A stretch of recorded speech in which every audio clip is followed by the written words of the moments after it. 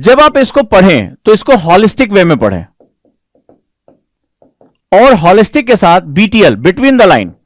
BTL का मतलब होता है कि इसमें आशय को समझना। आशय मैंने पहले बताया था, जैसे पीके ने कहा था कि आई लव फिश, तो इसका मतलब ये नहीं कि आप फिश को बहुत प्यार करते हैं, इसका मतलब आज लंच या डिनर में मछली खाई जाएगी। आशय बड़ा इंपॉर्टेंट होता है। जो आशय का मतलब होता है कि रेफरेंस क्या है इसका। ये यूपीएससी रेफरेंस के लिए जाना जाता है। जनरली क्या होता है कि जब हम इसको लाइन बाय लाइन पढ़ने शुरू कर देते हैं तो हम इसको सोचते हैं कि फैक्ट्स का हम नोट्स बना लेंगे और हम याद कर लेंगे।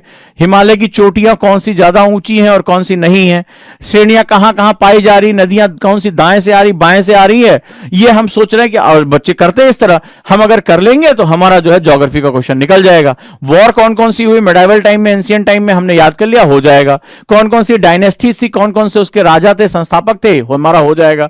लेकिन जब आप यूपीएससी का क्वेश्चन देखे होंगे, अगर आपने देखा होगा ध्यान से, तो अप्लाइड पार्ट पे जा रहा है, वो आशय पूछ रहा है, ठीक है, वो बातें इसके बारे में कर रहा है कि मान लीजिए मंदिर वास्तु के डेवलप होने के पीछे क्या क्या कारण थे, राजनीतिक जो है, आर्थिक, कौन कौन से कारण उपलब्ध थे हमारे पास, या अगर हम डेमोक्रेसी को डेवलपमेंट होने के पीछे हमारी राष्ट्र निर्माण की कौन कौन सी भावनाएं जो है वो संलग्न थी, ठीक है। कल्याणकारी राज्य में कल्याण शब्द से क्या तात्पर्य है आपका, तो वो क्या होता है, वो इनडायरेक्ट क्वेश्चन पूछ रहा है। यानी वो आशय, जब हम तात्पर्य, मीनिंग वर्ड यूज करने लगते हैं तो वो क्या करता है, वो किसी एक चीज के साथ उसका डेवलपमेंट पर्सपेक्टिव पूछना शुरू कर देता है। तो डेवलपमेंट पर्सपेक्टिव जैसे ही वो पूछना शुरू कर देता है, बीटीएल बहुत महत्वपूर्ण हो जाता है, बिटवीन द लाइन।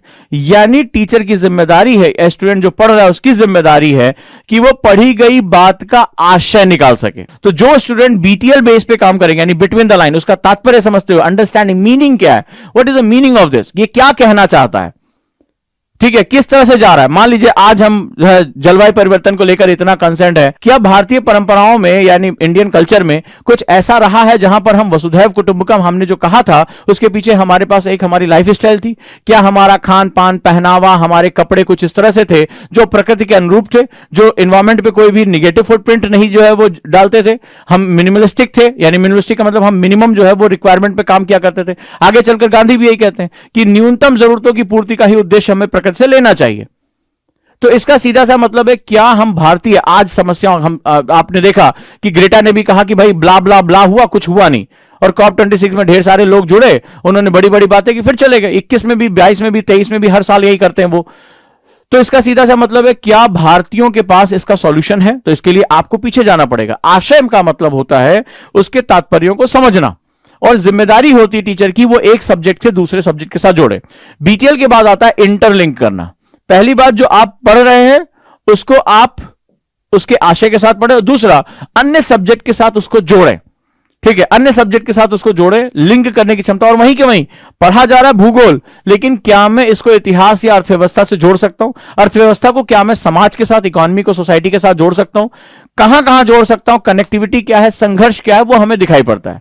तो दूसरा होता है इंटरलिंक, और तीसरा होता है एनसीईआरटी खुद अपने आप में 2000 से ज्यादा पेजेस। जब ये सारी किताबें इकट्ठा करोगे तो तुम्हें इतना भारी बंडल दिखाई पड़ेगा। अब प्रश्न है कि इतना भारी बंडल, इतनी ढेर सारी इंफॉर्मेशन, इसमें भी ढेर सारी अंडरस्टैंडिंग, उसको लेकर कहां है? तो उसके लिए आप क्या करते हैं? उसके लिए सिंपल, आपके पास एक स्मार्ट नोट मेथड होना चाहिए, स्मार्ट नोट्स मेथड होना चाहिए। क्यों? ये 2000 से ज्यादा पेजेस, जब तुम 56 से ज्यादा किताबें इकट्ठा करते हो और जब इनका गट्ठर लगाते हो, किसी दिन एनसीईआरटी का गट्ठर लगाना उठती नहीं है आसानी से, तो इतना इंफॉर्मेशन दिमाग में आएगा कहां से? कैसे हम भरेंगे? ठीक है, किस तरह से करेंगे कि हमें इसको बार बार रिवाइज करना होगा। क्यों? क्योंकि अंडरस्टैंडिंग करने के लिए, इंटरलिंक करने के लिए जो रिवीजन होता है वो सबसे इंपॉर्टेंट शर्त है। अगर जो रिवीजन नहीं कर सकता वो जोड़ ही नहीं पाएगा, वो क्लिक ही नहीं करेगा। जो बीटीएल नहीं जानता वो कभी भी इंटरलिंक नहीं कर सकता, और जो इंटरलिंक नहीं कर पाएगा वो एक सब्जेक्ट को दूसरे सब्जेक्ट के साथ जोड़कर उसका जो है वो तात्पर्य नहीं निकाल पाएगा। तो अगला होता है स्मार्ट नोट मेथड। इस तरह से एनसीईआरटी पढ़ी जाती है। ये होता है एनसीईआरटी पढ़ने का बिल्कुल सही मेथड, यानी बिटवीन द लाइन, यानी कि जो आशय समझते हो, इसकी मीनिंग को समझते हो, कहना क्या चाह रहा है। अब एक पेज लिखा हुआ है लेकिन मेरे लिए 2 वर्ड ही बहुत इंपॉर्टेंट है, 2 कॉन्सेप्ट बहुत इंपॉर्टेंट है, हो गया मेरा काम।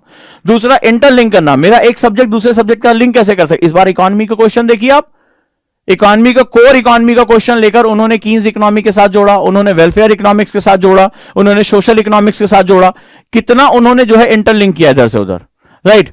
और स्मार्ट नोट मेथड, जैसे हम लोग पढ़ाते समय LWMI मेथड का यूज करते हैं, less word more information method, एक ऐसा मेथड जिसके बाद शुरुआत में जब बच्चे आए तो उनको थोड़ी दिक्कत हुई, लेकिन जब सीख गए वो, तो अब वो इसी के ही पारंगत हो गए, उनको यही मेथड में पूरा पढ़ाता ही हूं।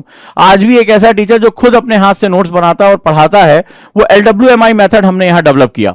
So this is very important, ये 3 चीजें याद रखिएगा अगर आप NCERT के मास्टर बनना चाहते हैं, अगर आप जो है वो प्री में 50% क्वेश्चन को हिट करना चाहते हैं, यानी कि आप लगभग प्री निकालने की स्थिति में होना चाहते हैं, तो आपको NCERT सिर्फ एक बुक नहीं पढ़ना, आपका पूरा विमर्श रहता है NCERT पढ़नी है कि नहीं पढ़नी है। तो यहां पर आपको क्या करना है, BTL मेथड, ठीक है, राइट, BTL मेथड, इसके बाद इंटरलिंक करना, इसके बाद स्मार्ट नोट मेथड यानी कि LWMI, TM जो हम लोग थॉट मैपिंग सिखाते हैं, नोट आर्ट सिखाते हैं, वो चीजें आपके साथ होनी। जब ये तीनों चीजें मर्ज करोगे, NCERT तुम्हारे प्री को क्रैक करने में तुम्हारे साथ कंधे से कंधा मिला लेगा। अदरवाइज ये इंफॉर्मेशन का इतना बड़ा बंडल है जिससे आप कभी भी आप बाहर नहीं निकल पाओगे। इन किताबों में एक खास बात लिखी गई है, ध्यान से पढ़ना, और ये जरूरी भी है, NCERT उठाने वाले हर व्यक्ति का उत्तरदायित्व इसको पढ़े।